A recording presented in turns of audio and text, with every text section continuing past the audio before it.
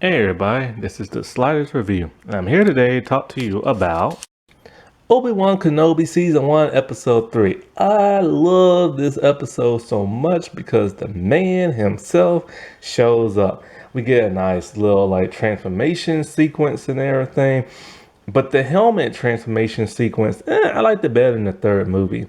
So anyways, they are now on a planet and they're trying to flee from that of the Inquisitors. Well, they're supposed to meet a contact, and they aren't meeting that person just yet.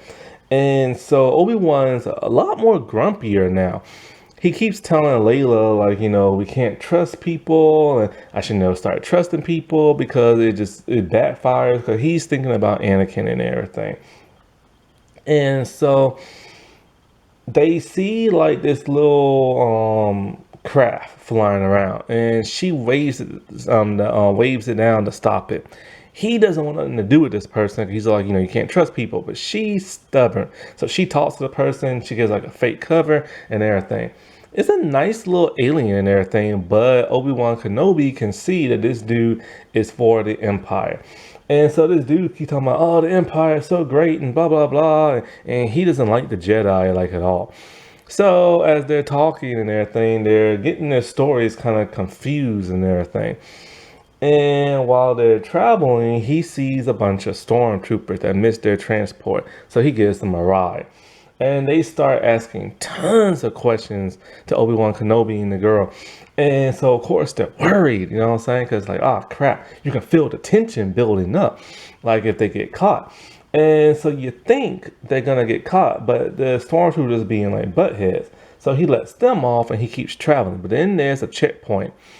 Obi-Wan does not want to go through this checkpoint, but the dude won't let him go. Because when him and Layla was talking, he could overhear them. Because why do people do that in TV shows? They talk about secret stuff, but they talk all loud. So at the checkpoint, he's all like, oh, I know these guys and everything. He gets out and he tells the stormtroopers, these some strangers I picked up. You need to search them and everything. Because he's suspicious of them. So of course it happens and stuff. There's another shootout.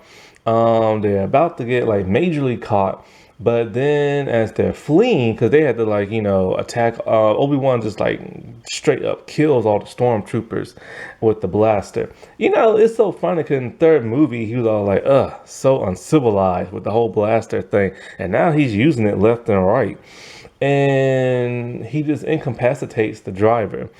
So they flee on foot. Not sure why they didn't take the craft. You know what I'm saying? Or why he's not using his lightsaber. So they're fleeing and they're stopped by more stormtroopers. This is the first time I ever heard a female stormtrooper. I normally only hear guys. And so there's a woman named Talia on there. And she's one of those lieutenant type people in those uniforms, gray uniforms, and she stops them. But then she betrays the stormtroopers. She was the contact. Now, in the show, she was meant to be Obi-Wan's love interest, but they decided not to do that. And I started thinking, has he ever even been with a woman? I don't think he ever has. And so, she takes him into town to that of a safe house that's there. And there they meet a labor drone that's her friend. And Layla, she had her little drone, and so Obi-Wan fixed it. And she uses her droid to speak to that the labor droid. And Talia's all oh, he's just a labor droid. He's not programmed to interact. They're kind of dumb a little bit. But you see him acting weird when he's interacting with the droid and everything. They're communicating with one another. Then here they come. In comes the Inquisitors and the Stormtroopers. Now, when it comes to Reva, fifth sister, she spoke to Darth Vader. And he's all if you can find me Obi-Wan and everything, I'll bump you up the Grand Inquisitor. Because she killed the Grand Inquisitor and lied and said Obi-Wan and them killed him. So, they're all searching for Obi-Wan and them. And as Obi-Wan is trying to run, he's getting these severe headaches and pains. He can feel something in the Force. And what he feels is Vader and everything. Because at some point, I think in episode 2, Reva tells him that, Anakin's alive and he's Darth Vader. So he's all upset, you know what I'm saying? Because he failed that dude he feels, All his friends are dead because of this mistake and everything. So I gotta admit, man, as Vader's like interrogating like the people in town, he's not even really interrogating, he's just torturing them. This reminded me so much of Rogue One towards the end when he came in the corridor. Now that was awesome. This is equally cool and everything. He's just walking through town, grabbing folks with the Force, slinging them around, dragging them through the dirt. Boy, you can feel the intimidation with him.